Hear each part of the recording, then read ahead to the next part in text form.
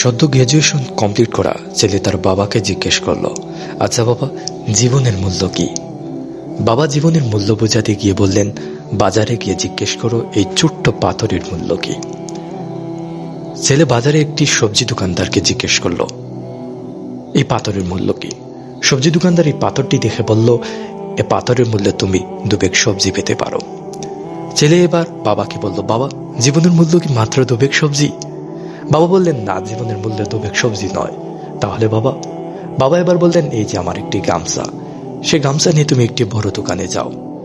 ছেলে এবার একটি বড় দোকানে গিয়ে জিজ্ঞেস করলো, এ পাথরের মূল্য কি? বড় দোকানদার এই পাথরটি ভালো করে দেখে বলল, এ পাথরের মূল্যে তুমি 2 বস্তা চাল পেতে পারো। ছেলে এবার অবাক হয়ে বাবাকে বলল, বাবা, জীবনের মূল্য কি মাত্র 2 বস্তা চাল? বাবা বললেন, না, জীবনের মূল্য 2 বস্তা চাল নয়। তাহলে বাবা?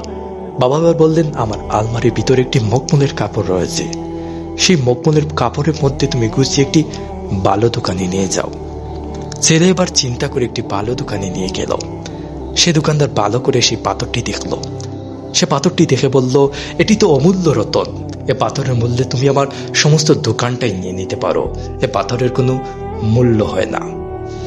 প্রিয় সুপ্রিয় বন্ধুরা, বাবা তার ছেলেকে এটাই বোঝাতে চেয়েছেন, আমাদের জীবন তার চেয়ে বেশি অমূল্য। এটা তো সাধারণ একটি পাথর হতে পারে, কিন্তু মানুষের জীবন তার চেয়ে বেশি অমূল্য। এই অমূল্য জীবনকে সফল করতে নিজের একটি গন্তব্য নির্ধারণ করুন। সেই গন্তব্য অনুযায়ী প্রতিদিন একটু একটু করে এগিয়ে যান। ইনশাআল্লাহ আপনি একদিন সফল হবেন।